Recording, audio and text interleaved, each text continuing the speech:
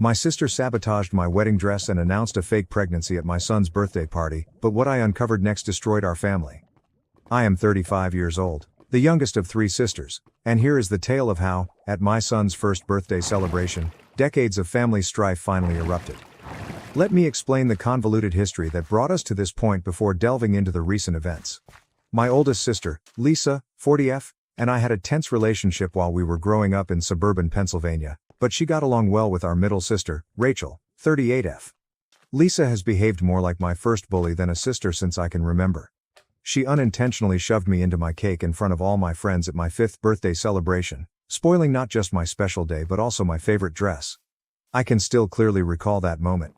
Rachel later pulled me away and helped clean me up, establishing a pattern that would last the rest of our lives, even though our parents dismissed it as normal sibling rivalry. As we grew older, the bullying just became worse. Lisa would purposefully humiliate me in front of my peers during my middle school years by calling me derogatory names and spreading untruths about me. When I was 13 and had my first crush, the worst thing happened. For months, Lisa destroyed my social life by telling the boy I liked that I still peed the bed, which was totally incorrect. Rachel attempted to step in, but our parents insisted that we had to resolve our differences on our own because sisters do argue. My adolescence presented new difficulties. I became interested in alternative music and began using darker makeup and clothes to represent who I was.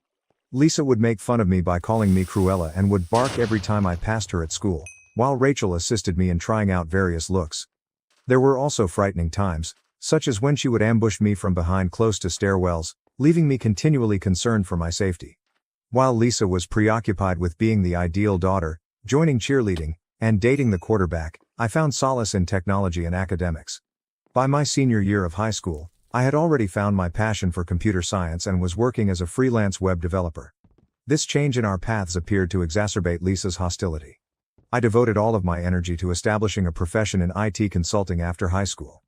After earning honors from Penn State, I immediately found work at a prominent Philadelphia consulting business.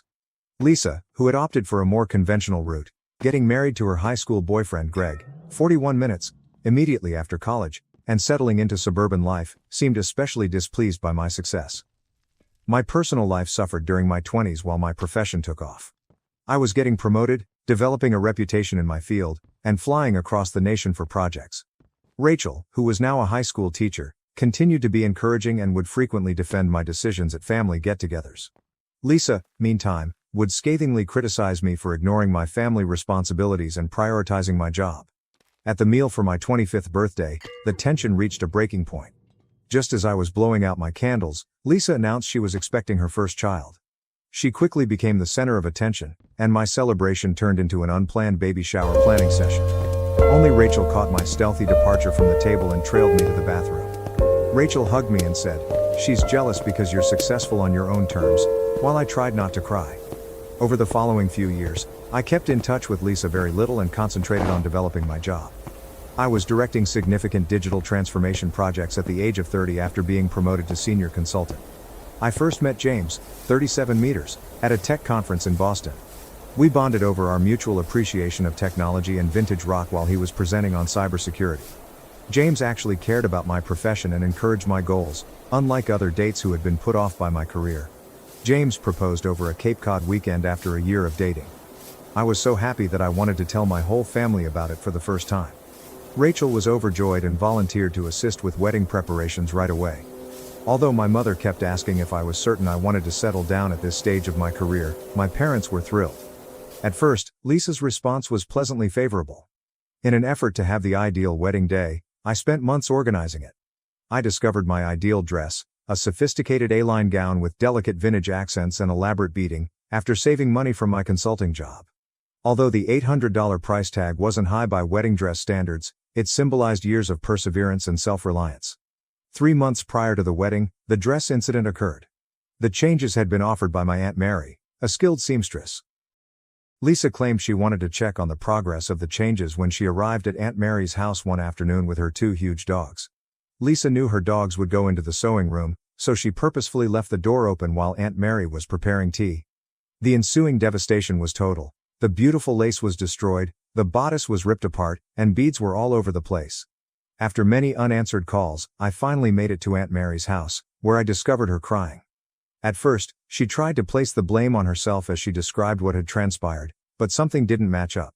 Known for her attention to detail, Aunt Mary would never leave a bridal gown exposed. She explained how Lisa had planned the entire incident when I gently pressed her, even pleading with her not to give me the truth. The ensuing altercation was heated. Presumably to talk about wedding plans, I brought our parents and both sisters to my parents' place. When Lisa entered, beaming and thrilled to be a bridesmaid, Rachel realized right once that something was up. Lisa's facade fell apart when I told her what I knew. When she had to wear something off the rack for her own wedding, she went on a tirade about how I always had it easy and how I didn't deserve such a costly dress, instead of expressing regret. At last, the truth was revealed. Lisa acknowledged that she intentionally let her dogs into the room with the knowledge that they would ruin the garment. Despite her husband's prosperous career, she claimed financial difficulties because she was only able to repay $500. When our parents realized for the first time how envious Lisa really was, they were stunned into silence. I immediately revoked her invitation to the wedding.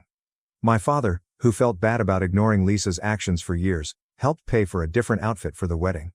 Despite the family drama, Rachel was my maid of honor, and the day was lovely. I ignored Lisa's generic card of congrats. I kept my distance from Lisa for the next few years as I started a new life with James. As I progressed in my career and eventually became a partner in my consulting firm, we purchased a suburban home. We made the decision to start a family when I was 34, and I got pregnant with our son. Being a mother altered me in some way.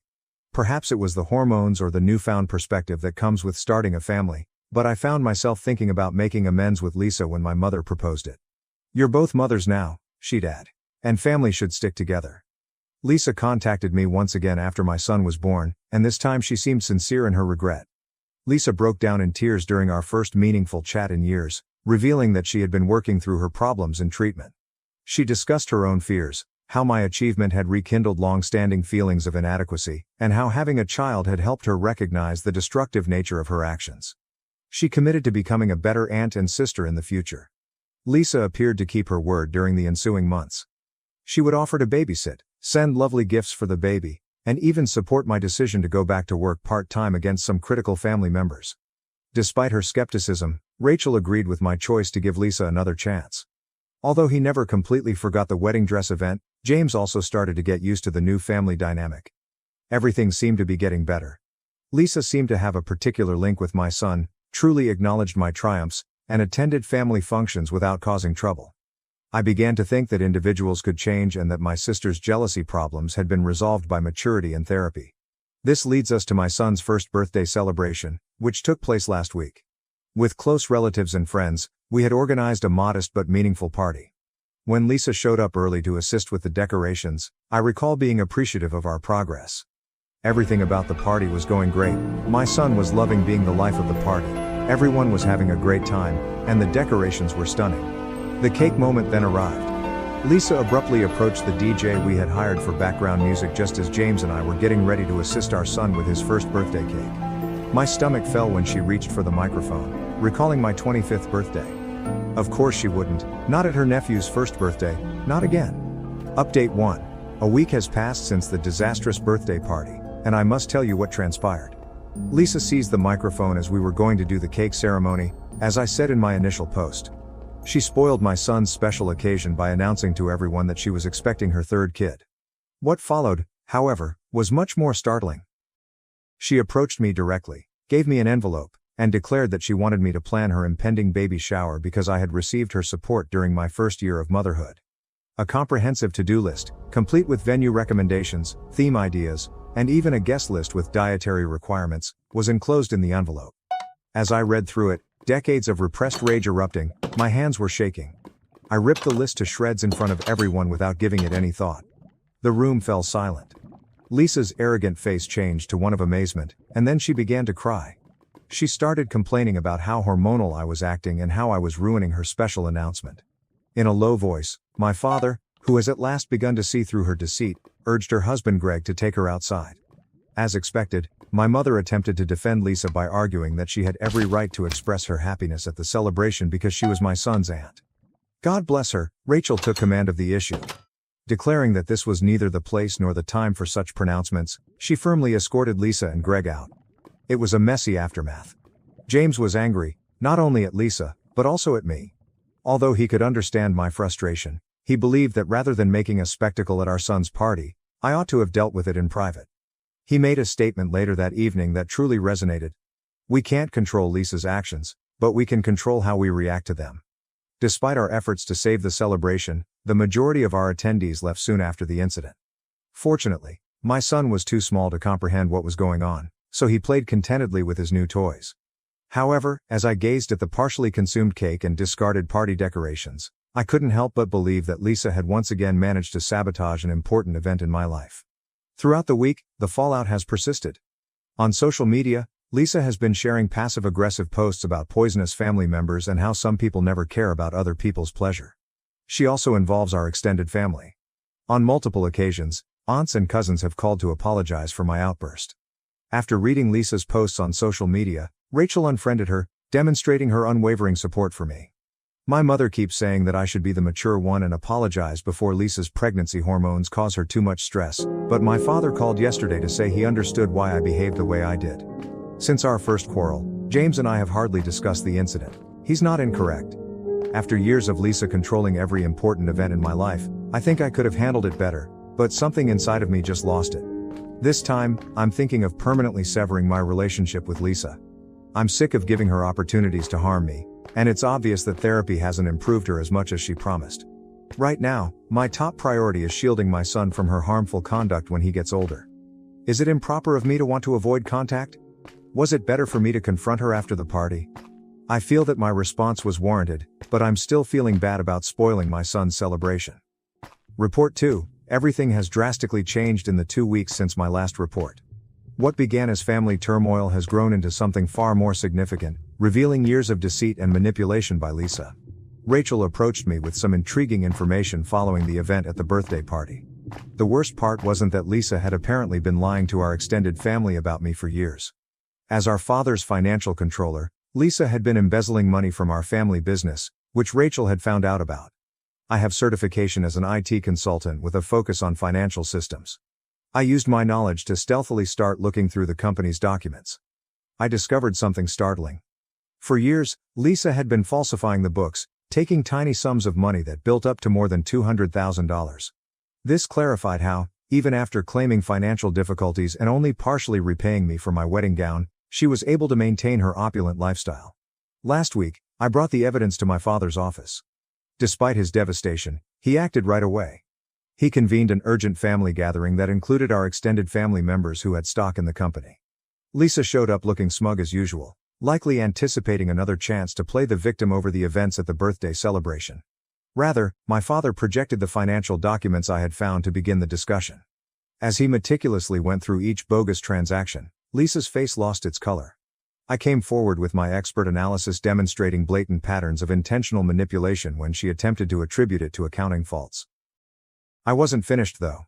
From the wedding dress incident, which included a signed confession from our aunt, to proof that she had spread false accusations about me to clients and relatives, Rachel and I had assembled an extensive dossier detailing Lisa's years of deception.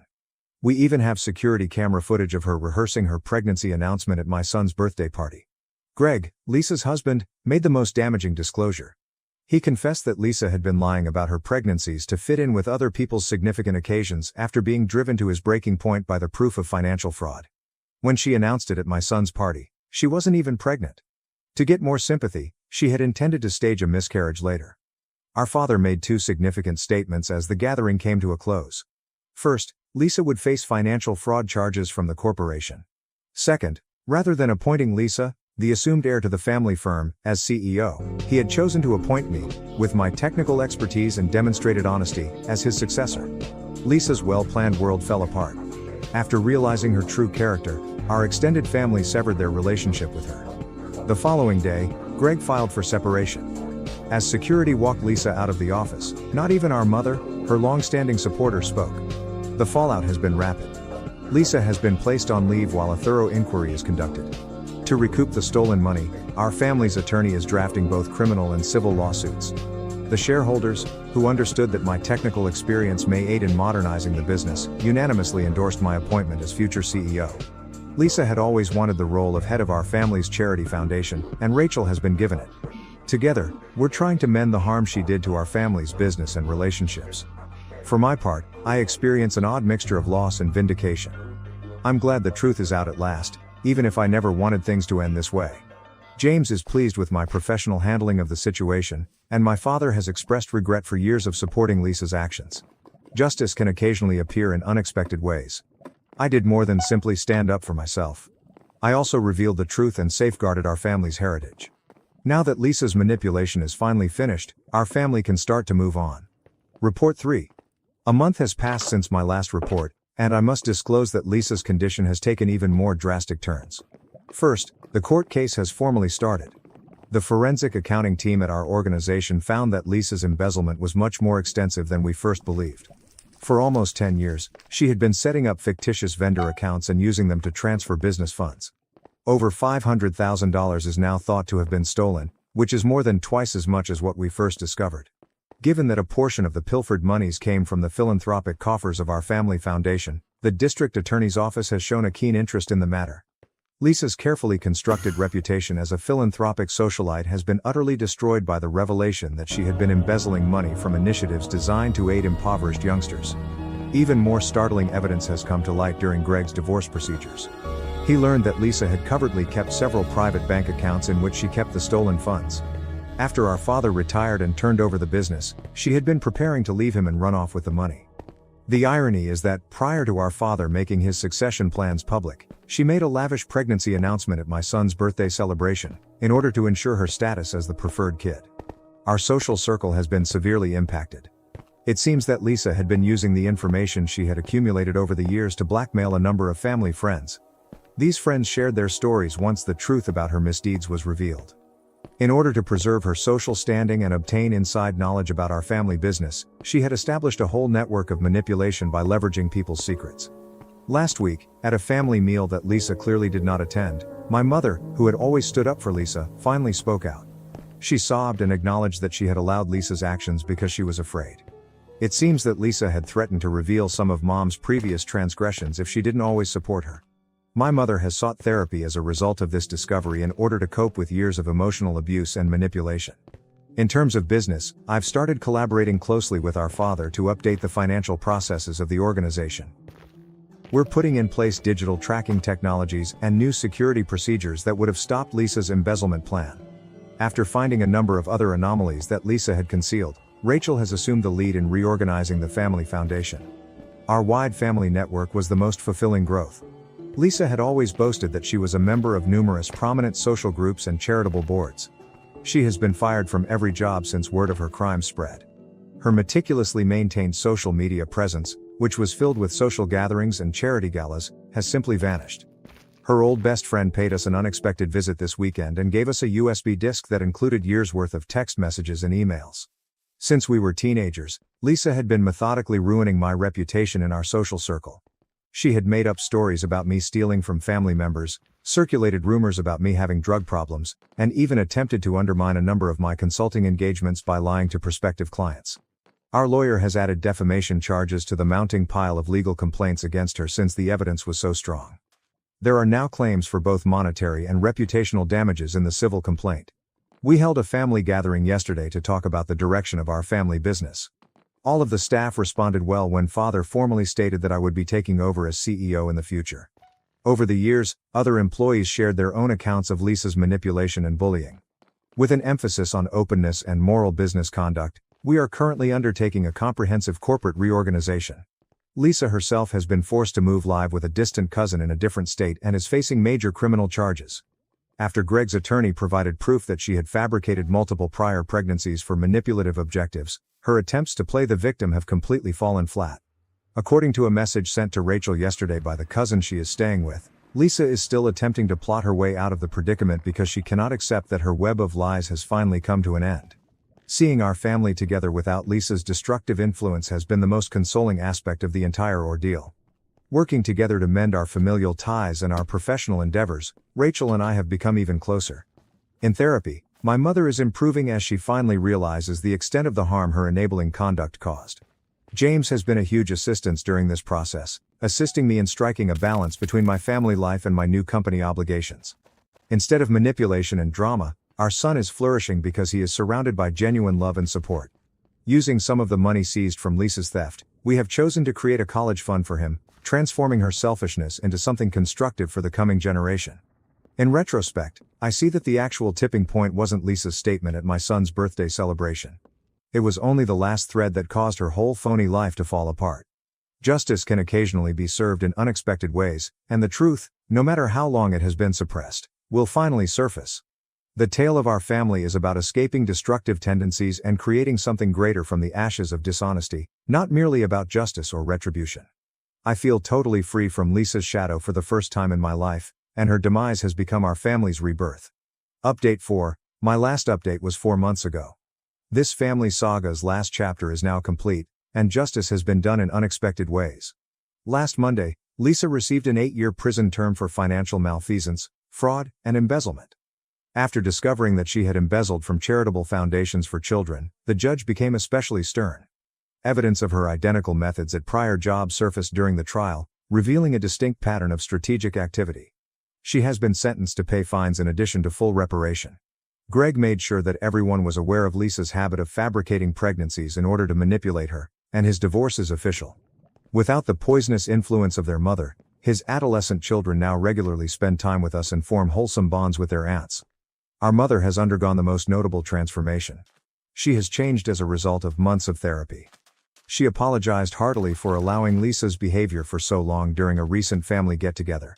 She currently collaborates closely with Rachel at our family foundation, where she focuses on initiatives that assist victims of emotional abuse. Under the new leadership structure, our business has prospered. Modern financial security mechanisms have been put in place by Dad and me, and last month we were able to secure a significant government contract that Lisa had previously destroyed. The work atmosphere has significantly improved, and people who were formerly stifled are now flourishing in their positions. Last weekend was the first time the extended family got together without Lisa.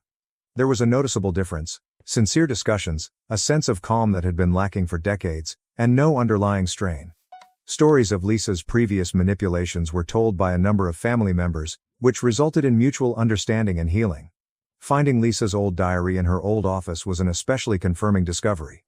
It included thorough preparations to ruin my name and take over the family business. I was able to realize that her animosity wasn't directed at me, but rather at her own ingrained fears, after reading it with my therapist. Within our organization, Rachel and I have started a mentorship program to assist young women in family companies in identifying and thwarting workplace deception. We are committed to transforming our bad experience into something constructive for other people. At her sentencing, Lisa's last attempt at manipulation, a letter alleging she was the victim of a family conspiracy, failed miserably. The judge's answer was flawless. The evidence clearly demonstrates a pattern of deliberate dishonesty. Even now, your attempt to play the victim shows why society needs to be shielded from more harm by this sentence. James and I are committed to provide a healthier home environment for our baby. By establishing a community education trust with the money recovered from Lisa's embezzlement, her greed has been transformed into something that will benefit others. I came to the realization that the occasion that led to these revelations, my son's first birthday party, was actually a blessing. Sometimes a spectacular incident is necessary to reveal secrets. I'm happy that we confronted abuse and brought about constructive change, even though I never intended for our family to become a cautionary story. The bonds of fear and manipulation are severed. The legacy of our family will be one of fortitude and honesty rather than dishonesty and dominance. Retaliation isn't the only goal of living a good life, it's also about ending destructive patterns and creating something better for future generations. I would want to express my gratitude to the Reddit community for their support during this journey. During my lowest points, your messages and remarks kept me going. Although the road to justice can occasionally take unforeseen detours, constructive change is achievable with honesty and willpower.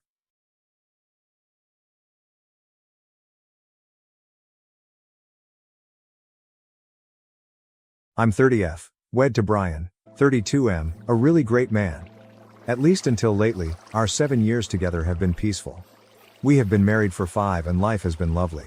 My family has always been somewhat complicated. When I was 10 years old, my parents split.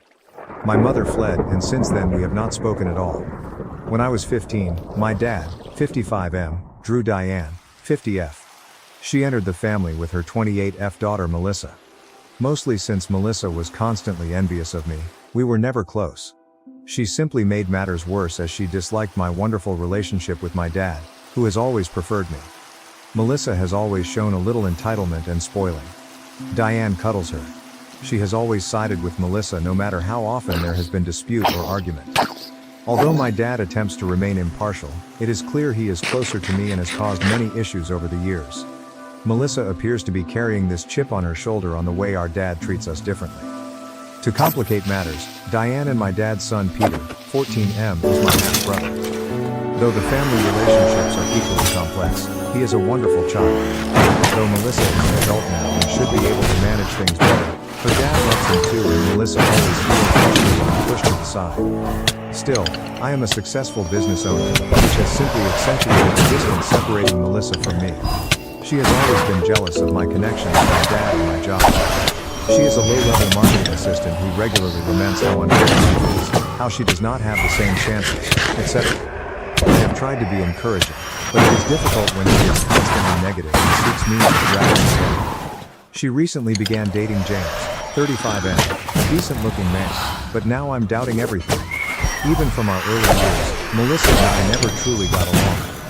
Though I suppose it's not unusual for step-siblings to experience some conflict, ours felt to be on a different level. Melissa obviously objected to me from the beginning because of the relationship I had with our dad. She always considered me as competition, hence it was aggravating as I actually wanted a sisterly relationship with her. But it became abundantly evident over time that this was not going to happen. The favoritism of my dad proved unhelpful. He has never hesitated to share with anyone who would listen. He has always been pleased with my successes. Melissa, on the other hand, seemed to be more of a letdown in his eyes, which widened our gulf. Every time something went wrong in her life, she would find a way to point the finger at me or say I had it simpler since our dad loved me more. To be very honest, it was draining. And Diane? No matter what, Melissa's constant cheerleader has been her. Diane would defend Melissa even if she obviously made mistakes. Diane and my dad have had a lot of conflict as well, but he has never been one to squarely face it. To my annoyance, he simply aims to maintain peace, which sometimes means allowing things to lapse. Melissa's jealousy evolved over years into something more poisonous. She usually attempts to minimize my achievements as she has never been happy about any of them. She hardly noticed it when I married Brian and focused entirely on how unfair it was and how alone she was. She laughed at my company when I first started it, stating I only got where I am due to our dad's support. She seems unable to accept my success or happiness, which makes any type of meaningful connection unattainable for us. Notwithstanding all this, I have attempted to keep the peace. I try to include her in activities, hoping it would strengthen our relationship. I do not go out of my way to rub her triumphs in her face. Still, it's never enough. She finds a means to turn whatever I do into something negative no matter what. Since I desire things could be different, it's draining and truly upsetting. My battle with infertility has been among the most agonizing events in my life. Brian and I resolved 3 years ago that we were ready to begin a family. Though our enthusiasm and optimism were high, things didn't go as expected. We visited a reproductive doctor following a year of trying without success, and there we received the news that I have a disorder severely impairing spontaneous conception. Nothing worked, medications, therapies, even IVF that we tried. Every failed effort felt like a kick to the belly and severely affected both of us emotionally. Particularly since we had always imagined a large family, we were heartbroken. Our relationship has suffered much from it. There were times when I felt totally hopeless and the tension and disappointment were intolerable. Melissa's family is among those who know about our hardships. They were all really encouraging. Though he has never been very good with emotional matters, my dad attempted to be there for me in his own manner. Diane offered to assist with all we needed and was more involved. Melissa first appeared to be empathetic, but that was fleeting. She began making tiny digs and remarks with great depth not long ago. She once asked me casually how fortunate I was to be able to concentrate on my profession free from child responsibility. Especially from someone who understood how much I wanted to be a mother, it burned so badly. She seemed to be enjoying my suffering, which more than I could express hurts. Dealing with infertility is difficult enough without someone in your own family rubbing slaves in the wound. Almost as if she were mocking me, Melissa would also mention her own aspirations for children one day. She would discuss how simple she would find it when the time came.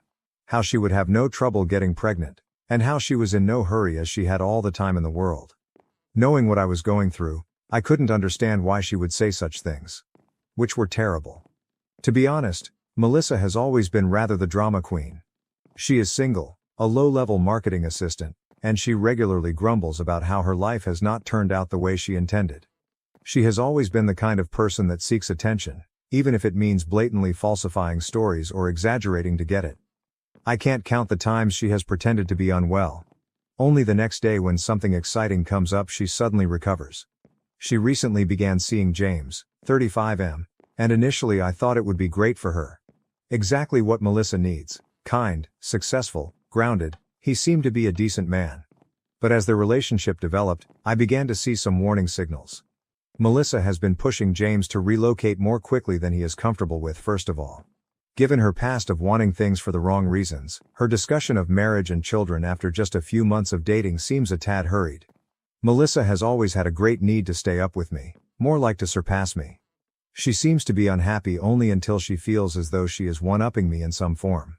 Whether it's with our professions, our relationships, or now considering a family, I have seen it time and time again. It's draining. At one point I'm not sure what more I could do to maintain calm. She has also been known to embellish events seeking compassion. She would make up stories about how harsh her professors were or pretend to have injuries to get out of gym class when she was younger. It's always something, and today it looks like that behavior has persisted into her adult life. She talks endlessly about how demanding her work is, how she feels underappreciated, and how everyone is out to get her. Particularly when you know someone is not being really honest, it can be difficult to sympathize with someone who is constantly acting the victim. James strikes me as a fine man, but I worry about him becoming sucked into Melissa's web. Unlike us, he doesn't know her, hence I worry he could not see the warning signals until it's too late.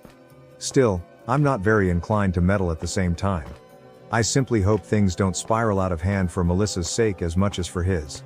Imagine yourself last weekend. Fast forward. Celebrating our 5th wedding anniversary, Brian and I also had an opportunity to let others know my company is growing. We agreed to have a large dinner party inviting close relatives, friends, and some business contacts. Particularly considering all Brian and I have gone through lately, I wanted tonight to be memorable. I spent weeks organizing every element, selecting the ideal cuisine, contracting a professional catering company, and even installing some subdued CCTV cameras for security needs. We just had a couple break-ins in the area, hence I wanted not to take any chances. Everything was supposed to be flawless, and I was eager to tell everyone we know our great news. My parents, Diane, Melissa, Peter, and a handful of our closest friends and business colleagues were on the guest list.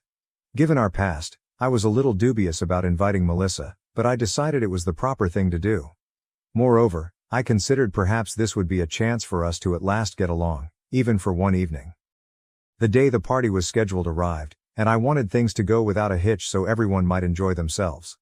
Together, Brian and I checked to ensure every element was flawless. The caterers came early, and we laid a lovely table including candles and flowers. I even bought some pricey wine knowing our visitors would enjoy it. Everyone arriving felt as though all the effort had paid off. Starting with champagne and appetizers, we kicked things off and generally everyone seemed to be having fun. Melissa was also being quite friendly, which I interpreted as encouraging. Thinking perhaps, just maybe, things were looking good, I began to unwind and really appreciate the evening. Until dessert, everything was running perfectly. The caterers presented a beautiful cake, and we were about to make our major business expansion news when Melissa abruptly got up. She blurted out that she had some news of her own instead of the toast or anything I had assumed she would bring. Glancing around the room with this haughtiness, she declared, "I'm pregnant, 3 months along." I pledge you could have heard a pin drop. Everyone, including her boyfriend James, who seemed totally blindsided, was shocked.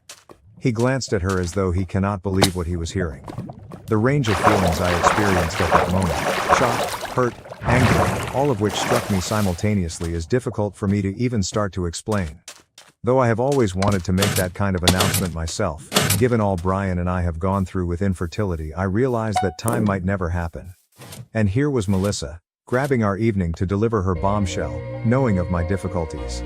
Some of our visitors had pitying stares, and that made me wish to vanish.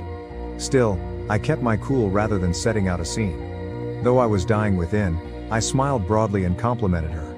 Although Brian's hand under the table allowed me to relax, I knew he was equally unhappy as I was.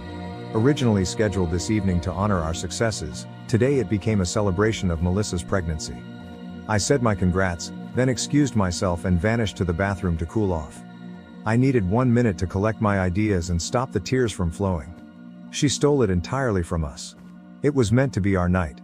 Given what we have gone through, I found it incomprehensible why she would act so carelessly. Still, this was Melissa, always seeking to be the center of attention, regardless of cost. Brian and I were still contemplating what had transpired early the next morning. We tried to concentrate on the positives, that is, the nice comments from our friends and the way the business news had been received. But it was difficult to move past the hurt and irritation. Though I hadn't expected to hear from Melissa very soon, there was a loud bang at the door as we were seated for breakfast. When I opened it, Melissa was standing there glaringly angry. Hurrying into the living room, she passed me without waiting. She started a frenzy before I could ask what was going on, charging me for spiking the food at the party to make her sick. She insisted she had been throwing up all night and morning and felt I had done something out of jealousy over her pregnancy. I was totally surprised. Spiking the food? What I was listening to astounded me. She was told that was absurd, that we had professionally catered meals, and that there was no way anything could have been changed. She wouldn't pay attention though. She said that I had to have done something and insisted on seeing the party CCTV footage to clear my name. Melissa was not having it when Brian entered the room trying to cool her down. She was yelling, screaming all kinds of crazy charges, and really I had no idea what to say. That she would even consider me capable of something so sinister infuriated and wounded me. The whole matter is becoming rapidly more dangerous. Should I fail to present Melissa the tape right then and there, Melissa threatened to call the police and press charges. She was behaving totally illogically, and I had no idea what to do. Though another part of me wanted to show her the film merely to shut her down and establish I had done nothing wrong, part of me wanted to throw her out of the house. She wasn't having it when Brian tried to reason with her, saying that perhaps she was simply suffering morning sickness. Nothing we said would make her change her mind. She was sure I had done anything to compromise her pregnancy. Just wanted it to stop. I felt as though I was in some kind of twisted dream. A few more minutes of yelling and accusations later, I at last consented to show her the CCTV film. I thought that was the only approach to persuade her to cool off and leave our peace intact. I called up the recordings from the previous evening and Brian and I guided her to the room housing the film. I kept looking at Melissa as we watched the video, expecting for her to see how ludicrous her charges were. The film captured everything: guests arriving, supper being presented and everyone having fun. Nothing out of the usual, no odd behavior, and most definitely no proof I had touched the food. Melissa doubled down nevertheless, instead of retreating.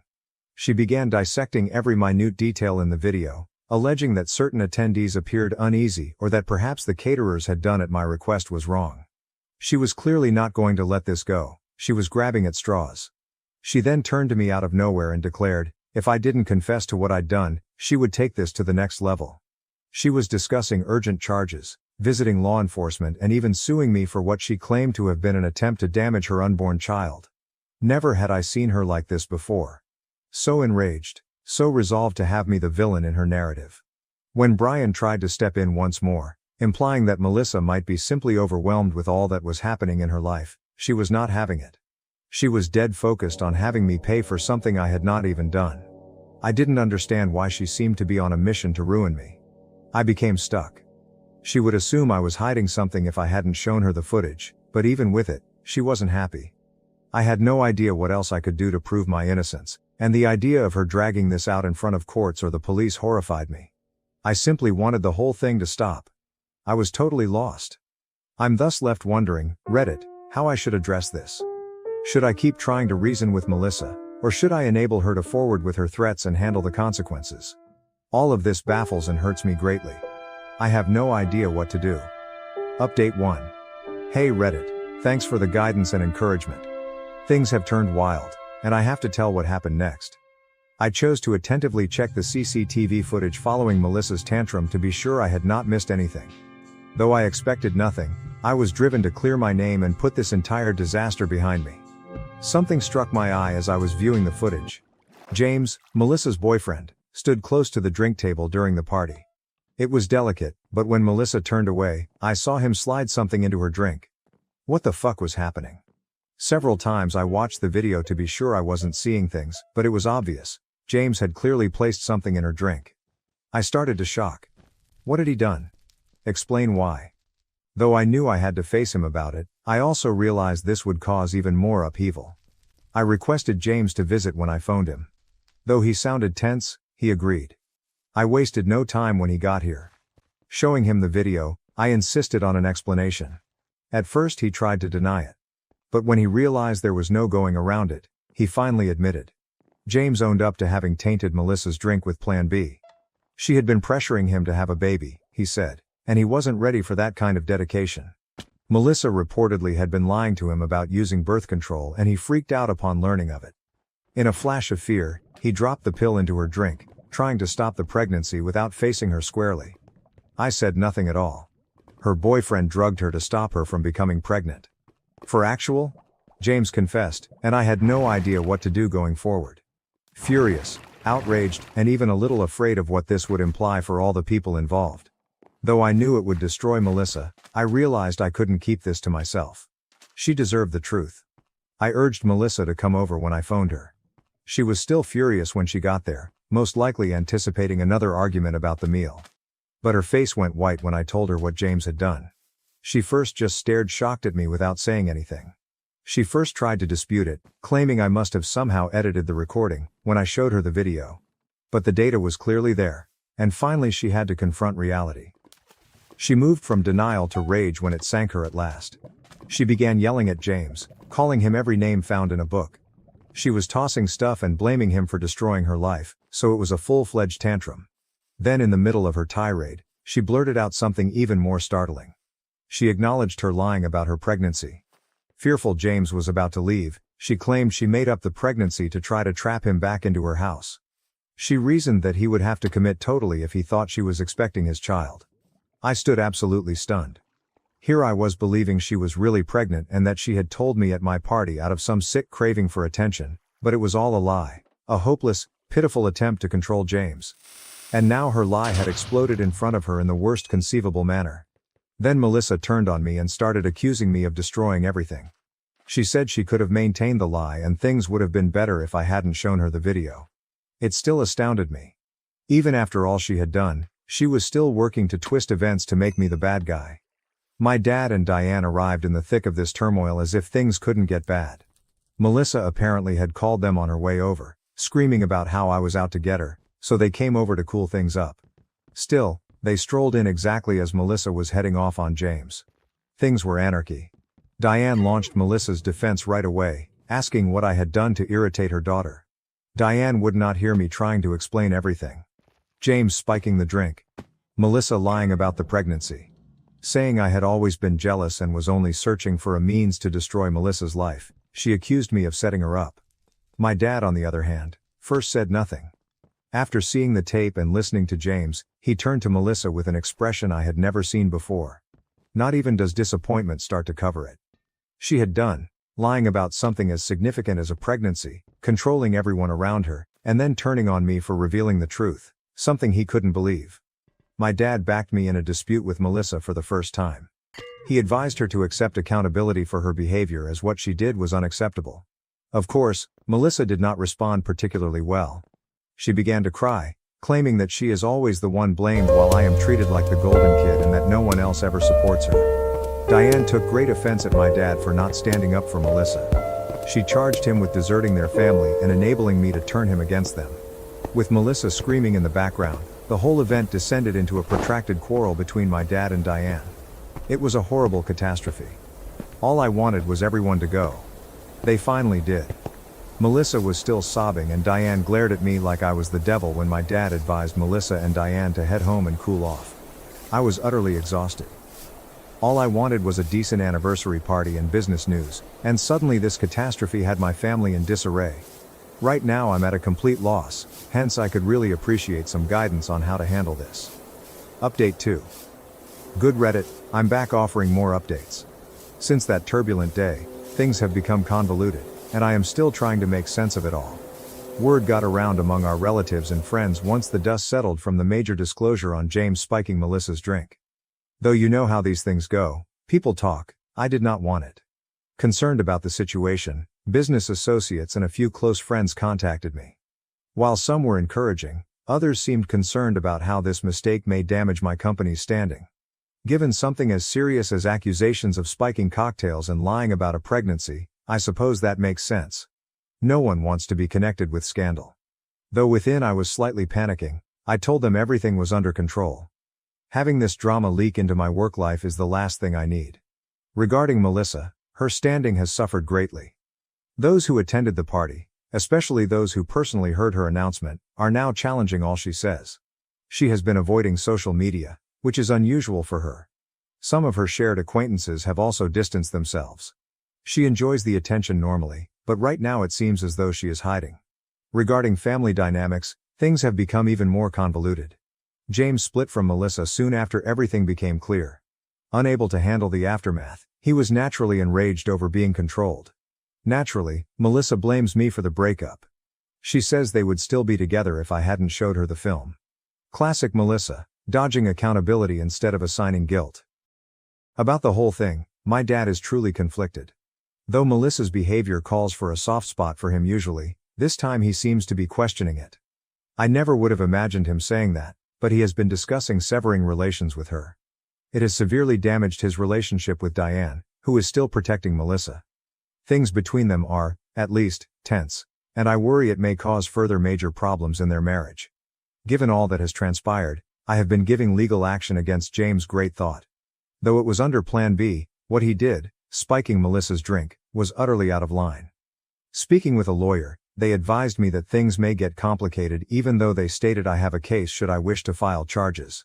Given the whole affair has gone public, James might countersue for slander, particularly now. It's a lot to consider and I'm not sure if the extra stress is worth it. Melissa has been flitting about threats of a lawsuit against me for emotional suffering at the same time. She is claiming great mental trauma from my showing of the CCTV footage and revealing of her lies. Although it's ridiculous, the attorney encouraged me to treat it seriously should she choose to act. If it comes to a countersuit, we are looking at possibilities.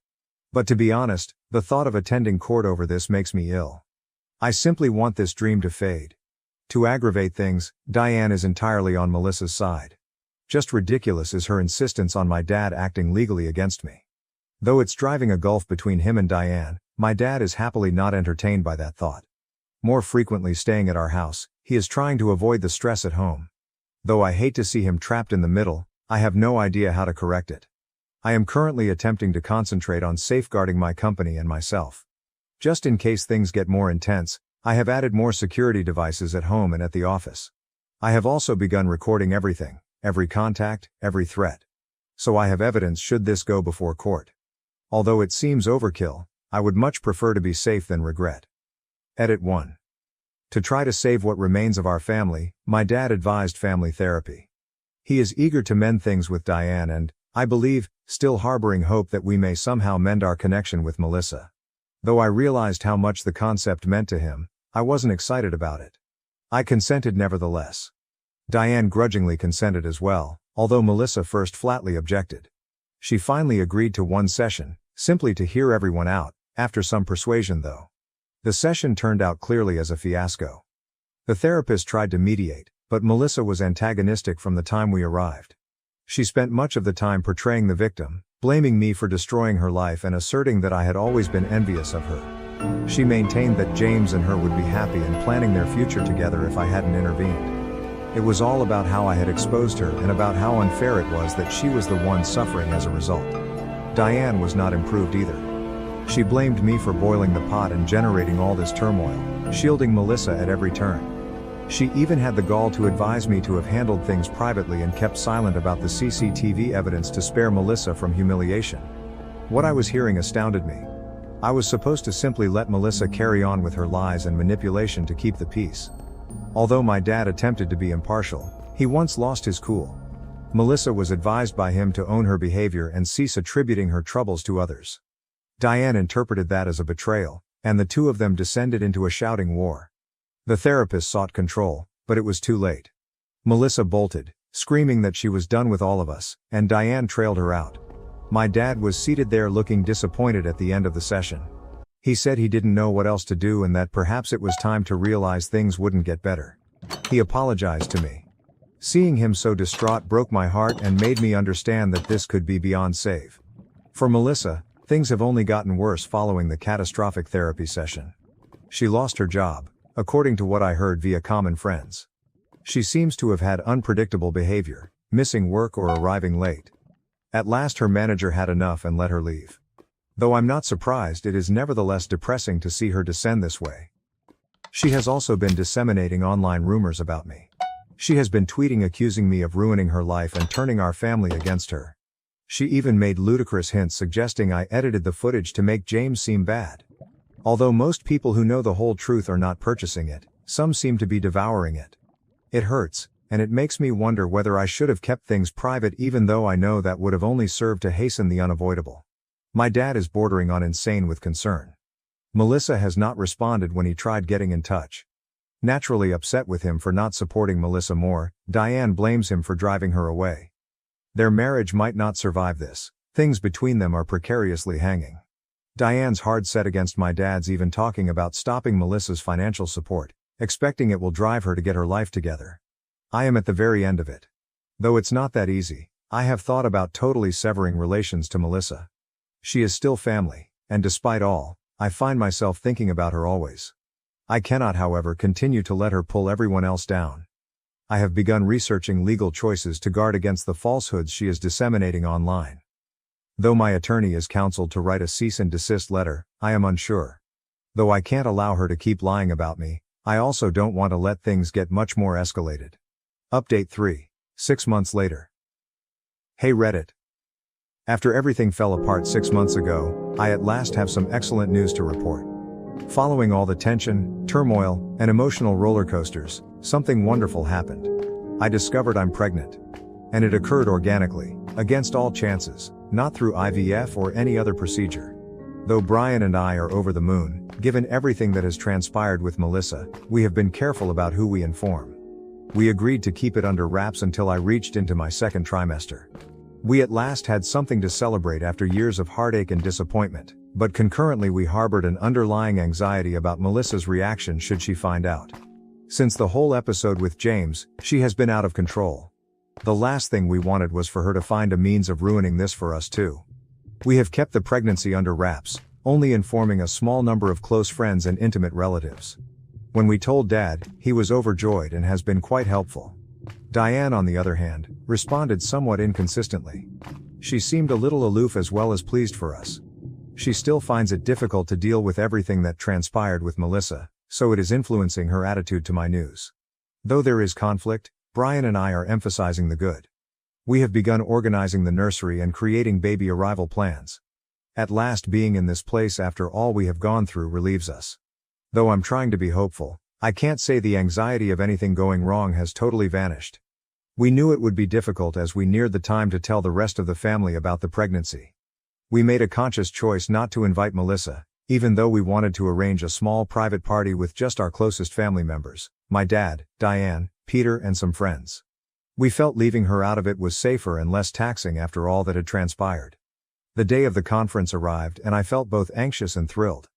After everyone had finished our modest supper, Brian and I got up to make our announcement. As I told everyone the news, my heart was pounding, but the response was just what we could have asked for. Peter was delighted at the prospect of being an uncle, while my dad was ecstatic and leaped to hug us both. Though I could see she was holding back a little, even Diane grinned and congratulated us despite her recent distancing. Diane inquired whether we had told Melissa, and there was a period of awkwardness following the initial enthusiasm. Everyone in the room was clearly tense waiting for my response. We hadn't told her yet, I said, and with everything that has transpired, we weren't sure how to approach it. Diane appeared torn while my dad nodded in comprehension. She pulled back, most likely thinking it wasn't the proper time, even though I wanted her to offer Melissa over. With everyone toasting to the new family addition, we ended the evening on a positive note. It seemed like a turning point, as though perhaps we were at last past all the drama and suffering. The news got out the following day. Although we hadn't yet put anything on social media, in our family word of mouth travels quickly. Not long after, I began receiving texts from friends and relatives all wishing well. I knew it was just a matter of time before Melissa found out, even as I was savoring the optimism and trying to keep focused on the happiness of the moment. Later on that evening, sure enough, my dad called. He seemed tense and mentioned Melissa had learned about the pregnancy through common connections. She was enraged, he said, outraged that we hadn't informed her straight and that she had to learn through someone else. He cautioned me that she might show up at our place. He was right. Melissa showed up at our house that very night, exactly as my dad had cautioned. As Brian and I were relaxing from the day and savoring a quiet moment together, we heard pounding on the front door. I recognized it even before I unlocked the door. Melissa looked angry, almost unhinged as I let her in. She launched her tirade without wasting any time. She stated it was obvious I was trying to eradicate her from the family and accused me of purposefully keeping her off the announcement. She continued on about how unjust it was, how she had gone through so much, and how I was rubbing my pregnancy in her face. She wasn't having any of it when I attempted to remain cool and explain that we had kept the pregnancy under wraps for a purpose and that we were going to inform her once we were ready. She persisted in saying that I had done this to pay her back off for what James had done. Sadly, she was essentially rewriting history to present herself as the victim, therefore painting a picture of nothing new. The exchange descended rapidly into a yelling match. As the baby's aunt, she insisted she had a right to be involved and asked to be a part of her life. But considering all that has happened, Brian and I had already decided to create some strict limits. We explained to her that although we wouldn't cut her off entirely, we wanted time and space to concentrate on our new family free from continual upheaval. She finally lost it entirely at that. Melissa began yelling that we were isolating her, that we were attempting to take away the only family she had left, and that she would make our lives terrible if we allowed her to participate. Brian intervened, reminding her she should go and that should she keep threatening us, we would discuss obtaining a restraining order. She hurled herself and slammed the door behind her. Having to threaten legal action against my own stepsister merely to preserve the peace in my family astounded me. Melissa's reaction made Brian and I realize we had to make some difficult choices. We filled my dad in on what had transpired when we spoke. Though I could see he was very depressed by the whole situation, he was not surprised. Although he has always strived to keep the family together, he also acknowledged that this time things had gone too far. My dad totally approved of our choice to impose limits on Melissa. He even advised us to think about temporarily cutting off our interaction with her until she receives the care she obviously requires. Diane, though, told a different tale. She contacted me, obviously disturbed when she learned what had transpired. Saying Melissa was only going through a difficult period and that cutting her off would only make things worse, she begged me to rethink. Diane didn't seem to get my explanation, that we were merely establishing limits for our own sanity rather than cutting her off entirely. She insisted that families should stick together no matter what, but I believe she is in denial about the harm Melissa's behavior has caused. Ultimately, Brian and I agreed to carry out our strategy. Melissa is only involved in our life when absolutely required. We are keeping minimum touch with her. At our house, we have also added more security devices in case she attempts another wild pull-off. Though I wanted things to be, I have to give my expanding family's safety and well-being top priority. Regarding my dad and Diane, their relationship is now considerably more tense. My dad has been spending more time away from home, lodging with friends or visiting our house. Diane is still trying to keep everything together, but I can tell the tension is wearing her down as well. Though I'm not sure what will happen with them, I hope they can sort things out without totally separating themselves. Right now, I'm mostly concentrating on my pregnancy and getting ready for our baby to arrive. Though it's difficult when it feels like everything is precariously balanced, I'm trying to remain upbeat and keep the drama at a distance. I simply want to savor this period without thinking about the next family catastrophe just waiting around. Update 4. 1 year later. Hey Reddit. It's been a year since my previous update, and I'm glad life has turned around much needed. Few months back, Brian and I welcomed a healthy baby daughter into the world. Emily is absolutely flawless, we called her. Given all the tension I had during my pregnancy, it was great relief when the birth went well and Emily and I were both healthy.